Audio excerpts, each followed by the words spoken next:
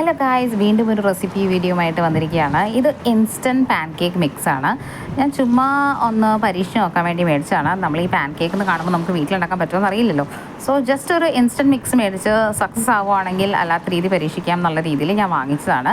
So ഞാൻ ബേറ്റി ക്രോക്കറിയുടെ pan cake മിക്സാണ് വാങ്ങിച്ചത്. So അതിൽ അതിനകത്ത് നമുക്ക് വേണ്ട രീതിയിലുള്ള ഇൻസ്ട്രക്ഷൻസ് എല്ലാം തന്നിട്ടുണ്ട്. സോ ഞാൻ എന്താ ചെയ്യുന്നത് വെച്ചാൽ ജസ്റ്റ് വെള്ളം ഒഴിച്ച് നന്നായിട്ട് മിക്സ് ചെയ്യാനാണ് പറഞ്ഞത്. സോ എനിക്ക് മിക്സ് ചെയ്യാൻ എളുപ്പത്തിന് ഞാൻ ദിവസം ആ പാക്കറ്റ് പൊട്ടിച്ച് മിക്സിയിലിട്ട് വെള്ളവും കൂട്ടി നല്ലതായിട്ട് അടിച്ചു.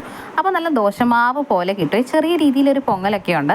സോ ഞാൻ തട്ട് ചൂടാക്കിയിട്ട് ഇത്തിരി നെയ്യ് ഇട്ട് കൊടുത്തു. എന്നിട്ട് ഞാൻ നമ്മൾ ദോശ ചുടുന്ന പോലെ പരത്തി കൊടുത്തില്ല, ബട്ട് ജസ്റ്റ് ഒന്ന് ഒഴിച്ചതേ ഉള്ളൂ. ഒഴിച്ചിട്ട് വെയിറ്റ് ചെയ്തു കേട്ടോ. എൻ്റെ പയ്യെ ഈ കൊമളകളൊക്കെ വരാൻ തുടങ്ങി. ഇപ്പം നമുക്ക് വീഡിയോയിൽ കാണാൻ പറ്റുമായിരിക്കും. സോ ജസ്റ്റ് കൊമളകളൊക്കെ വരാൻ തുടങ്ങുമ്പോൾ നമ്മൾ മറിച്ചിട്ട് കൊടുക്കാം.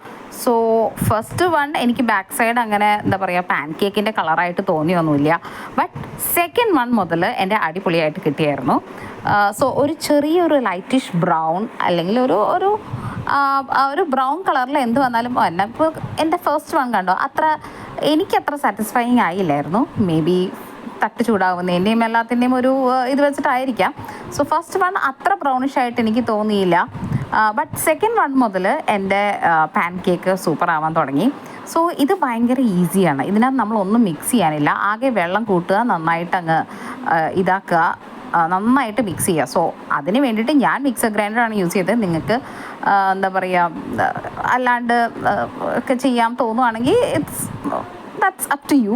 ബട്ട് എനിക്കിത് ഭയങ്കര എളുപ്പമായിട്ട് തോന്നി. സോ നന്നായിട്ട് രണ്ട് സൈഡും ഇതാക്കിയതിന് ശേഷം മാറ്റി വെക്കുക. ഞാൻ സെക്കൻഡ് വൺ ട്രൈ ചെയ്തപ്പോൾ I was so satisfied because റൗണ്ടായിട്ടും വന്നു. അതേപോലെ തന്നെ ബ്രൗൺ കളർ എന്നുള്ള എനിക്ക് വേണ്ട കളറും എനിക്കത് കിട്ടിയായിരുന്നു. സോ ഞാനൊരു 5-6 പാൻ കേക്ക് ഉണ്ടാക്കി.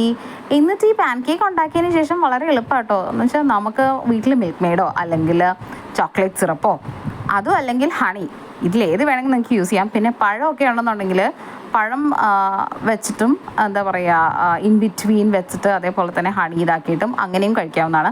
സോ ഇറ്റ്സ് സോ എന്താ പറയുക പെട്ടെന്ന് തന്നെ ഉണ്ടാക്കി തീരാൻ പറ്റും. അതുമല്ല കുട്ടികൾക്കും എല്ലാവർക്കും പെട്ടെന്ന് ഇഷ്ടപ്പെടുന്ന ഒരു സാധനവുമാണ്. പറയുമ്പോഴത്തേക്കും പാൻ കേക്ക് എന്ന് പറയുകയും ചെയ്യാം.